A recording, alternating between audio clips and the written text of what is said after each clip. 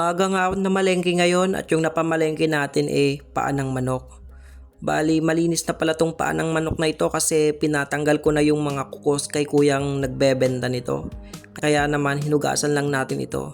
Tapos bumili na rin ako ng dahon ng kangkong na kung saan siya ito yung magiging gulay natin.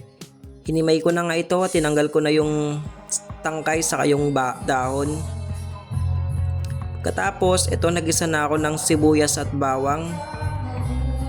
Ngayon nga hindi nga ako makapag voice over kasi may naririnig akong napakaingay na tumutugtog.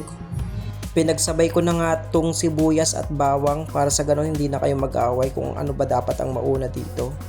Pagkatapos, isinunod ko na itong panang manok, igilisa ko rin ito na kung saan hinalo ko siya para kahit papaano malagyan siya ng mantika at hindi siya dumikit. Hinalo-halo ko lang to, pagkatapos nilagyan ko ng konting tubig tapos pinakuluan. Nung nakita kong medyo malambot na siya, naglagay na ako ng soy sauce or toyo. Katapos tinimplahan ko na ito, nilagyan ko na siya ng mga pampalasa.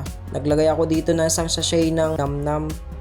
Katapos, naglagay rin ako ng asukal. Bali, pampabalanse kasi yung asukal sa alat. Kaya, naglalagay ako ng asukal para sumakto siya. Katapos nito, pinakuluan ko lang siya ulit at hinintay ko siyang lumambot at tuluyan ng maluto.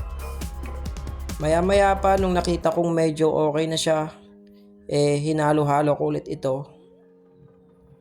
Tuloy lang tayo sa paghalo kasi ito yung magaling tayong part.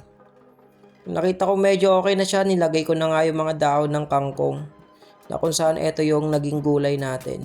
Tayo lang natin itong lumambot at kapag okay na, kapag malambot na yung kangkong, ready to serve na ito.